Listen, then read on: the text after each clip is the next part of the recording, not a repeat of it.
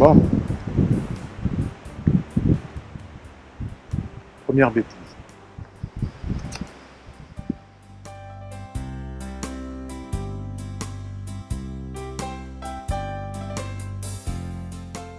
Bon, voilà le problème que j'ai rencontré. Dans le châssis, il y a deux rails. Un rail inférieur, ici, pour glisser le plan film, et un rail supérieur qui permet au volet obturateur de glisser. Au lieu de glisser le plan film comme montré là sur l'image, j'ai glissé d'un côté le plan film dans ce rail inférieur, normalement, mais dans le noir, je me suis trompé, et l'autre côté, je l'ai glissé dans le rail du volet obturateur. Et j'ai pu refermer, malheureusement, le volet obturateur sans difficulté. Lorsque dans la caméra, au moment de la prise de vue, j'ai retiré le volet obturateur, le plan film, dont on voit ici les marques, s'est légèrement relevé et j'ai pris ma photo. Et à partir de là, quand j'ai voulu refermer le volet est venu buter contre le plan film en le pliant, en le repoussant. Et j'ai bien senti qu'il y avait quelque chose qui n'arrivait pas, qui empêchait la fermeture du volet. Pour éviter cela, dans le noir toujours, j'ai trouvé la solution de venir mettre les doigts sur les rebords à l'entrée du rail inférieur pour être certain que mon plan film vient bien se glisser sous le rail et non pas dans le rail du volet obturateur. Voilà.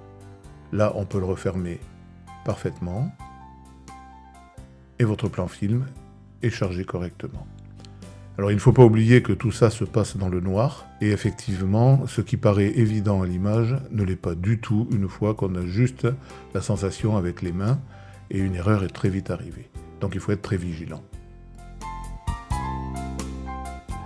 Alors là maintenant, j'ai voulu visualiser les différents formats que l'on peut rencontrer couramment en argentique, et montrer surtout la différence qu'il peut y avoir entre le plan film et les formats 24-36. Vous avez à droite de l'image un bout de pellicule en 24-36 avec deux clichés 24-36. Au milieu, vous avez un cliché 6-6 et à gauche, vous avez le plan film 4:5.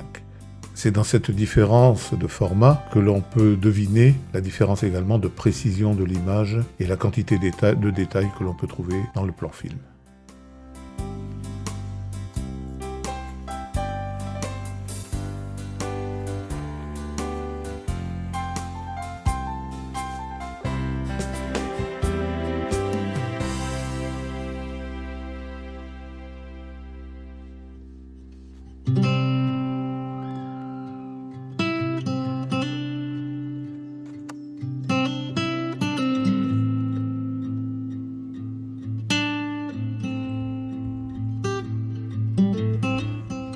C'est là qu'on voit qu'il y a une quantité d'automatisme qui n'existe pas avec la chambre, et si on ne fait pas attention, ou tant qu'on n'a pas l'habitude, effectivement, il existe des tas de petites choses que l'on oublie et qui nous donnent des surprises. Là, j'ai oublié de réarmer l'obturateur après avoir vérifié qu'il fonctionnait correctement.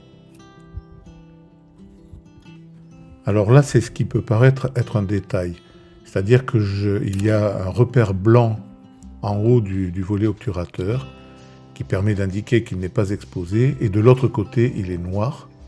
Et le principe consiste à le retourner du côté noir une fois qu'on a pris la photo, pour être sûr après de s'y retrouver dans les châssis.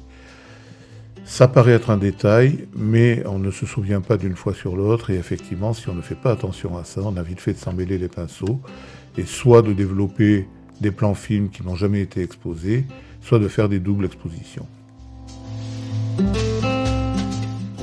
On va aborder rapidement le matériel pour le développement des plans films.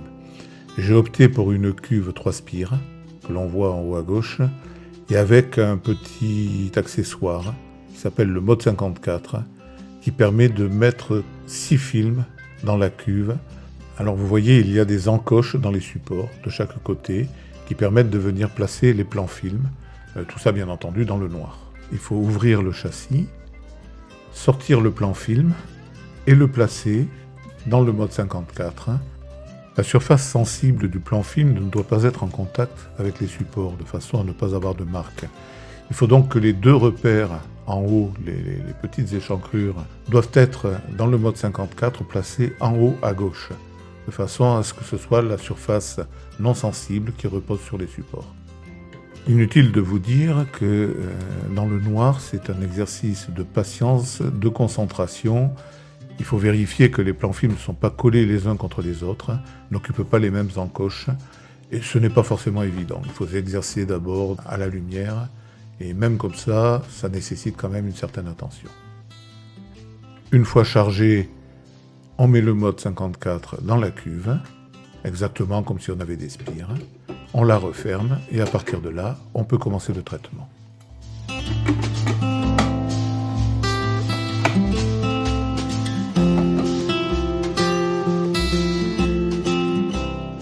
Je vais vous montrer maintenant le résultat de la première prise de vue et de la numérisation.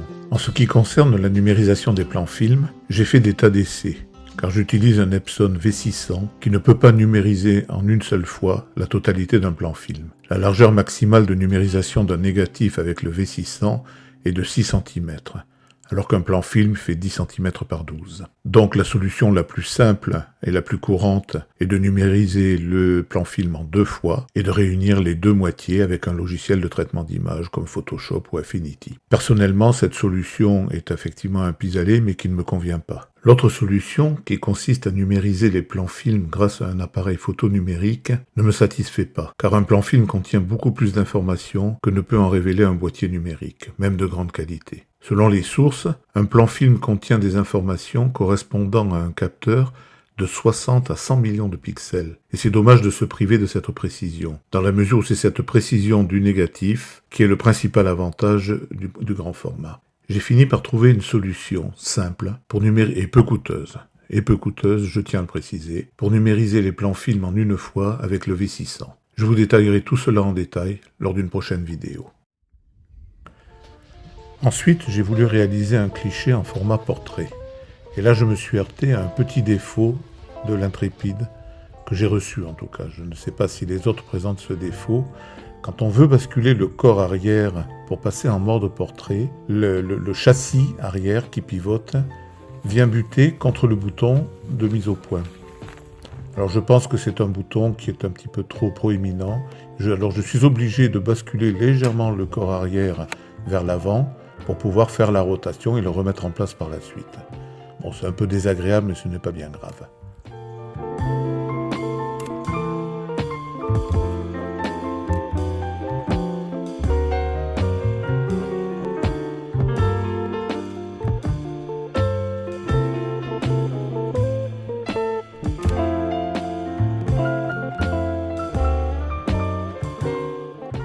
En regardant le cliché, on voit encore le niveau de netteté que l'on arrive à obtenir. C'est vraiment quelque chose que je n'obtiens sur aucun autre format et qui m'a vraiment poussé vers le grand format. À force de répéter les mêmes gestes et de faire attention, on finit par arriver à obtenir des automatismes. Et cette fois-ci, le cliché s'est déroulé, la prise du cliché s'est déroulée sans erreur. Et je commence à être un petit peu à l'aise avec cet appareil. Comme vous pouvez le voir ici, j'ai remonté le corps avant verticalement pour pouvoir recadrer l'image. C'est l'une des caractéristiques et gros avantages de la chambre photographique.